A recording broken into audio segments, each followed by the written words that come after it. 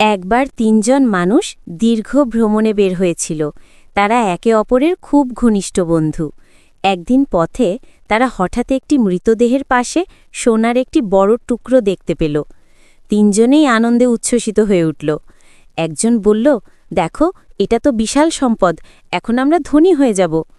অন্যজন বলল, হ্যাঁ, কিন্তু আগে ঠিক করি এটা আমরা কিভাবে ভাগ করব।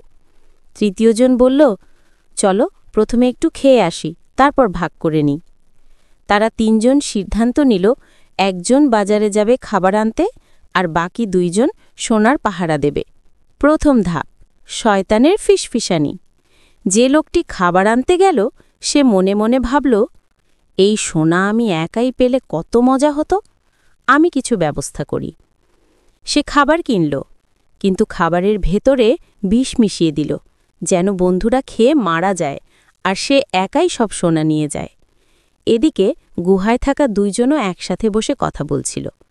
তাদের মনেও শয়তান ঢুকে পড়ল। একজন বলল, শোন, সে ফিরে আসলে আমরা ওকে মেরে ফেলব, তাহলে সোনা আমাদের দুজনের মধ্যে ভাগ হবে। অন্যজন রাজি হয়ে গেল। দ্বিতীয় ধাপ, বিশ্বাসঘাতকতার ফল। খাবার আনতে যাওয়া লোকটি ফিরে এলো, হাসি মুখে বলল, এই নাও বন্ধু, আমি খাবার এনেছি, খেয়ে নেই। কিন্তু সে বুঝতেই পারল না ওরা ওর মৃত্যুর ফাঁদ পেতেছে। সে আসার সঙ্গে সঙ্গে তারা ঝাঁপিয়ে পড়ল এবং তাকে হত্যা করল। তারপর হাসতে হাসতে বলল, এখন সোনা আমাদের দুজনের।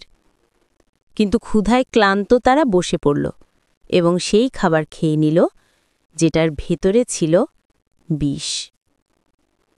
অল্প সময়ের মধ্যেই তারা দুজনেই মারা গেল। তৃতীয় ধাপ, শেষ পরিণতি। কিছুক্ষণ পর এক পথচারী ওই জায়গা দিয়ে যাচ্ছিল। সে দেখল তিনজন মৃতদেহ মাটিতে পড়ে আছে, পাশে সোনার টুকরো। সে তাকিয়ে বলল, এই সোনা যেটা তিনজনের মধ্যে বিভেদ সৃষ্টি করল, এটা এখন কারো কোনো কাজে লাগবে না।